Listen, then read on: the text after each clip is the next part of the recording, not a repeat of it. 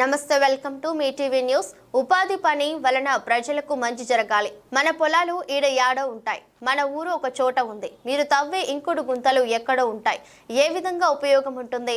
ఊరికి దగ్గరలో, పొలాలకు దగ్గరలో తవ్వాలి. అదంతా కాకుండా ఎక్కడో గుట్టలో గుంతలు కొడితే ప్రజలకు, రైతులకు ఏమి లాభం అని ఉపాధి అధికారులను ప్రశ్నించిన కమలాపురం గౌరవ శాసనసభ్యులు శ్రీ పుత్త చైతన్యారెడ్డి.